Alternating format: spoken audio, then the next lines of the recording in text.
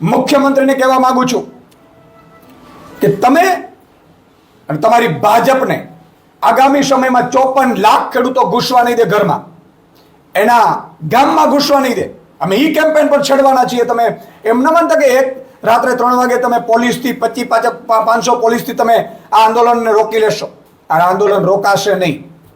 આ ખેડૂતોનું આંદોલન રોકાશે નહીં ને મને ખબર છે કે 60 વર્ષ પહેલા જે કોંગ્રેસને પ્રજાએ 149 સીટ આપી અને કોંગ્રેસ એટલી અહંકારમાં આવી ગઈ કે કોંગ્રેસે ખેડૂતોના આંદોલનને કચડવા માટે 14 ખેડૂતોની હત્યા કરી નાખી હતી.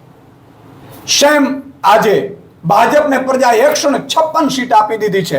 ભાજપમાં એટલો અહંકાર આવી ગયો છે ભાજપને કે પ્રજાનો નહીં માત્ર લૂંટ ચલાવવાનો છે. અને અંગ્રેજો દમન નહોતા કરતા, એ દમન ઉપર ભાજપ ઉતરી આવી છે. ખેડૂતો ઉપર લાઠીચાર્જ કરે છે, ખેડૂતોને ગોળીઓ મારે છે, ખેડૂતોની હત્યાઓ કરે છે. તો આ મુખ્યમંત્રી અને ગૃહમંત્રી જે ગુજરાત સંભાળવામાં નિષ્ફળ રહ્યા છે, એ લોકો અત્યારે ખેડૂતો પર અત્યાચાર કરી રહ્યા છે.